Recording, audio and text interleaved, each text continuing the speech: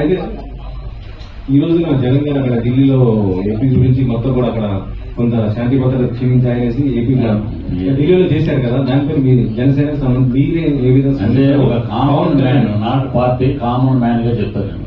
ఇంకా 2 నెలలు కూడా అవ్వలేదు ఏది గవర్నమెంట్ ఫామ్ అయ్యి. ఎవడో అంటే వర్షం పడిపోతుంది, నాకు గొడుగు పెట్టలేదు, నాకు అయిపోతుంది.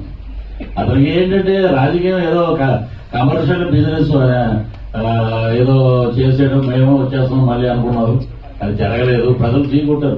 ప్రజలు చీకొడితే ఎవరైనా దిగిపోవాల్సిందే. వీళ్ళేమో పెద్ద ఏమో తోపులేం కాదు.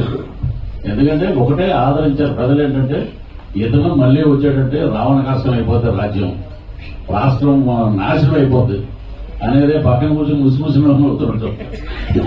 తనను తెగ చేశాడు ఇంటర్వ్యూలు అప్పుడు, ఫేవర్ ఆఫ్ వైఎస్ఆర్సీపీ అని. సో నేను ఒకటే చెప్పేది ఏంటంటే ఎక్కడైతే ప్రజల్లో ఒక భయంకరమైన మార్పు వస్తుందో దాన్ని ఎవడో ఆపలేడు.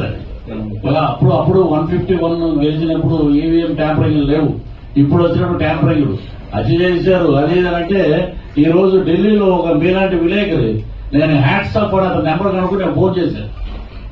మీ బాబాయిని చంపేసినప్పుడు ఢిల్లీలో వచ్చి ధర్నా ఎందుకు చేయలేదు బాబు అని అడిగాడు. ఏం మాట్లాడాలా, క్వశ్చన్స్ లేవు, మాటలు లేవు అంటారు. చూసారా ఆ టైపు ఇక్కడ అద్భుతంగా ప్రభుత్వం జరుగుతుంది. డిప్యూటీ సీఎం కొనిదెల పవన్ కళ్యాణ్ గారు తాట తీస్తున్నారు, ఒక్కొక్కరిని అద్భుతంగా పరిపాలిస్తున్నారు చంద్రబాబు నాయుడు గారు అందరూ. So government is very happy. ఈ కొత్త గవర్నమెంట్ లో జోల్ తీసి రావడం నిజంగా చాలా హ్యాపీ.